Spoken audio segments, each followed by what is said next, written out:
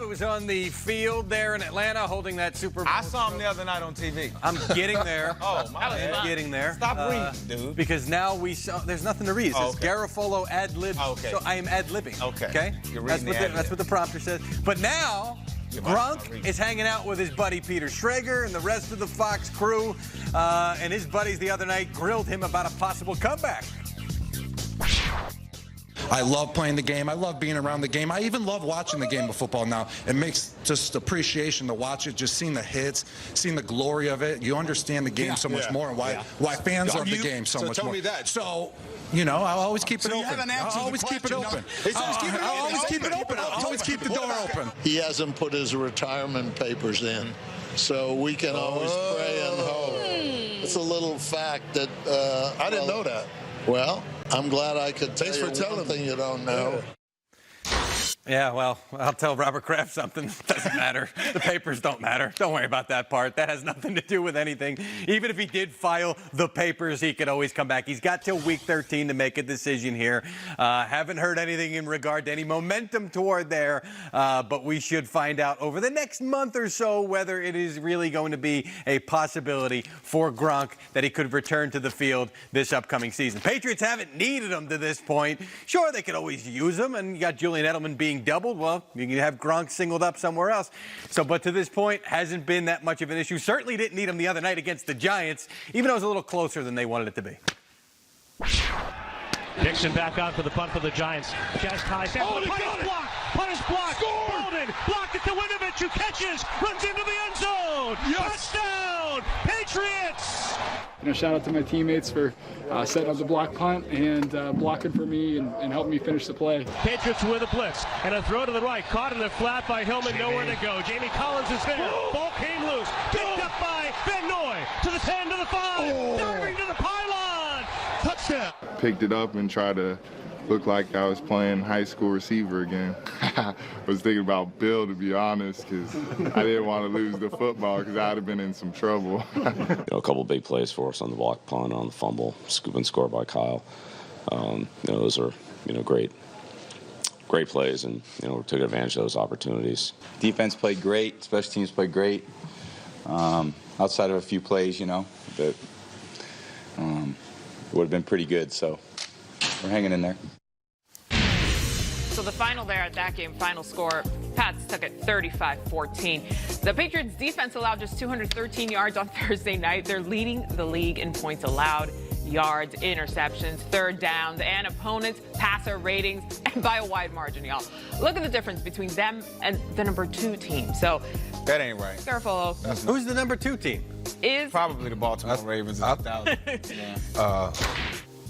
all the categories. Categorically. I got it. Okay. It's an all-star team. They're better than an all-star team. Go ahead. Sorry. So, do you think this defense is going to be the one to carry the team? I think it's a defense that is taking the onus right now. We talked about it last week, about how they feel like they're not respected individually for their individual talents. I think that is starting to change now, particularly with Stephon Gilmore, who the other night, if Darrelle Revis is tweeting that Stephon Gilmore is the best cornerback in the league, that's good enough for me. He's up there. And a lot of the things that he's doing, look, they want to be able to show you zone and then switch to man. They want to be able to confuse you. That's what Bill Belichick wants to do all day and all night. It's what he did in the Super Bowl. This guy can do it both. He can do a little bit of everything. He's smart enough to be able to do that stuff. So when you've got that on that side of the field, lockdown, whatever you want to call it, now you can game plan around that. Yeah, I do think this is a defense that's going to be strong enough to, I don't want to say carry them, because we know this offense is going to pop from time to time. But someday I'll understand why your Buffalo Bills let him go. Today's not the day. Well, for me, I think we're so amazed that what the New England Patriots are doing with their defense is because when you look at around the National Football League, look at what the offenses are doing. We're enamored by Patrick Mahomes and all of the passing yards. It's glitzy and glamour, right? They're locking people down, and I think it's embodied in their linebacker, Kyle Van Noy. The versatility of this guy. Look, check this out, D-Hall. The Patriots are 42-8 overall with Kyle Van Noy in the lineup. I never even thought about that, but the fact that this guy can cover backs out of the backfield, man-on-man coverage. He can also blitz from the second level and get to the quarterback. Smart enough that when a guy picks him up, he acts like he's not blitzing. Then when the lineman turn, he goes. I mean, just to be able to do all of these things, he has, touchdowns already this year. He leads the team in quarterback pressures from the linebacker position. To me, the versatility of this guy is what makes this defense go. No, I think you're absolutely right. But will this defense carry? I might have to say this defense is going to have to carry him a little bit. And you talked about Calvin and Noah, and we all know at some point Tom Brady, he's going to be Tom Brady. He's going to look great. You look at the numbers, and the numbers say that this offense is pretty good. I think 6th or 7th ranked. But when I sit down and I watch the game, I feel as though they are missing another playmaker. And I know you kind of joked about, hey, I think Gronk's going to come back at some point. I think they need just one more weapon. And, I know they didn't anticipate having Antonio Brown, but once he got there and he was in that locker room and you saw in week 2 what this team could be with him, it was exciting. And then you take him away, and now it's like, I know Jules is a beast, is a monster, but like you said, he's getting double. He's kind of the only really threat out there that's consistently dominant. Some of those other players, they make plays, but it's not consistent. And so for me, I'm thinking this defense, they're going to have to be historically great. And I know Tom is the GOAT.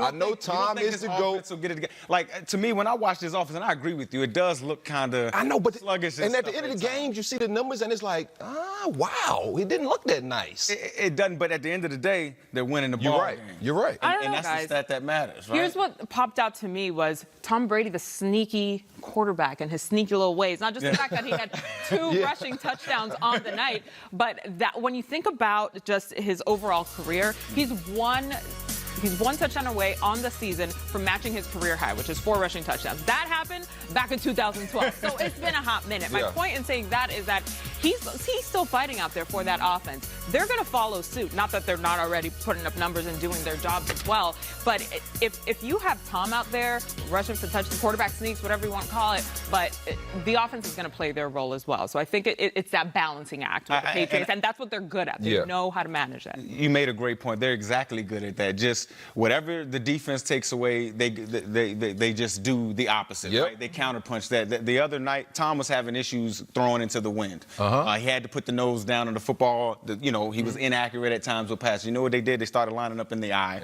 and just running the football. They started doing a lot more crossing routes. They started doing game plan things. They started manufacturing the offense. So they have different ways they can beat you. We just not accustomed to seeing it being done this way as of late. You're absolutely right. You're absolutely right. And that, to me, is what's so dynamic about the Patriots. It's not about that one person. It's about the team. And that's the culture that Bill Belichick and everybody else in that building have built. You talk about Tom taking those hits and just doing those little quarterback sneaks.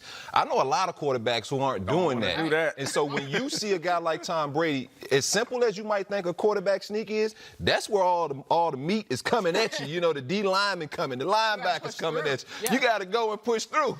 We lost Mike. I know we lost Mike Rock. And so for me, those guys always following Tom Brady. If you got a leader like Tom Brady, man, the rest of the guys will follow. We don't have that deep of a fan. That's awesome. That is awesome. Emotional support I know we right there. It will follow. Oh, man. D-Hall, I love you, brother. All right, well, take a look at this, guys, just so you can catch your breath. The Patriots have dominated their first 6 opponents. Their plus 142-point differential is second best since 1970. The other 4 on the list all made the Super Bowl, and 3 of them lifted the Lombardi. We'll just leave that little nugget right there for you. Just leave it out there. Mike Rob, we're going to let you just resuscitate for a moment. Somebody fan this Catch it, get it together, drink some water. But coming up, we expected the Falcons to fly high. Instead, they've been grounded. So who's on the hook to turn this thing around? Oh, don't get me started on that one. And they say breaking up is hard to do. That applies to fantasy football, too. Aaron Rodgers, it's not you. Actually, yeah, it is you. I'll let Adam Rank explain. Got more. Myra, you good, bro? Oh, no. I'm not good. I'm not good. He fell out. Did he fall out? I did he collapse? I did the juju.